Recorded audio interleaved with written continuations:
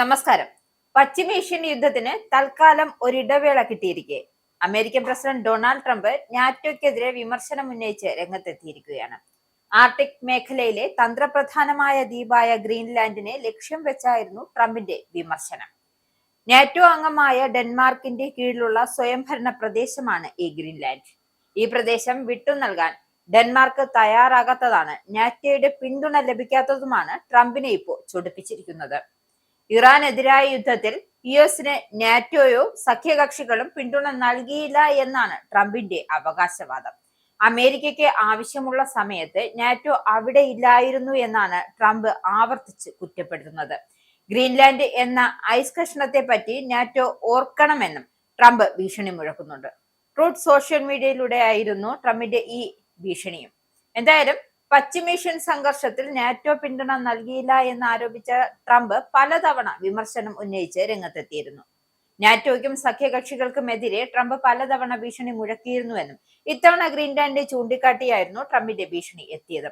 യൂറോപ്പിനും നാറ്റോയ്ക്കും സംഭാവനകൾ നൽകിയിട്ടും അമേരിക്കയ്ക്ക് വേണ്ട പരിഗണന തരുന്നില്ല എന്നാണ് ട്രംപിന്റെ പരാതി. ഗ്രീൻലാൻഡ് പിടിച്ചെടുക്കാൻ യുഎസ് നീക്കം നടത്തുന്ന സമയം മുതൽ ട്രംപ് നാറ്റോയ്ക്കെതിരെ വിമർശനം നടത്തുകയാണ്. ജനുവരിയിൽ ദാവോസിൽ നടന്ന ലോക സാമ്പത്തിക ഫോറത്തിലും ട്രംപ് ഗ്രീൻലാൻഡ് വിഷയം ചൂണ്ടിക്കാട്ടി നാറ്റോയെ പരസ്യമായി വിമർശിച്ചിരുന്നു. പശ്ചിമേഷ്യൻ സംഘർഷത്തിൽ താൽക്കാലിക വെടിനിർത്തൽ നടത്തിയത് തൊട്ടു പിന്നാലെയാണ് ഗ്രീൻലാൻഡിനെ ലക്ഷ്യമിട്ട് ട്രംപ് വീണ്ടും എത്തിയത്. നാറ്റോ അംഗമായ ഡെൻമാർക്കിന്റെ ഒരു അർദ്ധ സ്വയംഭരണ പ്രദേശമാണ് ഗ്രീൻലാൻഡ്.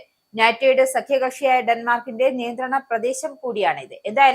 എന്തായാലും ലോകത്തിലെ ഏറ്റവും വലിയ ഈ ദ്വീപ് സ്വന്തമാക്കണമെന്ന ആവശ്യം അല്ലെങ്കിൽ ട്രംപിന്റെ ഒരു മോഹം ഇത് വളരെ കാലം കൊണ്ട് പ്രകടിപ്പിക്കുന്നതാണ്. പക്ഷെ ഇത് ആദ്യമായല്ല ഈ ആഗ്രഹം പുറത്തു വരുന്നത്. ദേശീയ സുരക്ഷ ഉൾപ്പെടെയുള്ള ഗ്രീൻലാൻഡ് നിയന്ത്രണവും ഉടമസ്ഥ അവകാശവും അനിവാര്യമാണ് എന്ന കാര്യം പലതവണ ട്രംപ് വ്യക്തമാക്കിയിട്ടുണ്ട്. എന്നാൽ ട്രംപിന്റെ ആവശ്യത്തെ നാറ്റോയോ യൂറോപ്യൻ രാജ്യങ്ങളോ പലതവണ തന്നെ എതിർത്ത് തള്ളുകയും ചെയ്തു. നേരത്തെ ജനുവരിയിൽ ദാവോസിൽ നടന്ന ലോക സാമ്പത്തിക ഫോറത്തിലും ട്രംപ് ഈ വിഷയം ഉന്നയിച്ചിരുന്നുവെങ്കിലും ഇത് നടക്കില്ല എന്ന കാര്യം അന്നു തന്നെ ട്രംപിന് മനസ്സിലാക്കിയിരുന്നു. അതിന് പിന്നാലെയാണ് ഇത് വീണ്ടും ഒരു ആഗ്രഹം എന്ന നിലയിൽ ട്രംപ് ആവശ്യം ഉന്നയിച്ചത്. എന്നാൽ ഇതെല്ലാം മറ്റു രാജ്യങ്ങൾ നിഷ്കരണം തള്ളിക്കളയുകയുമായിരുന്നു.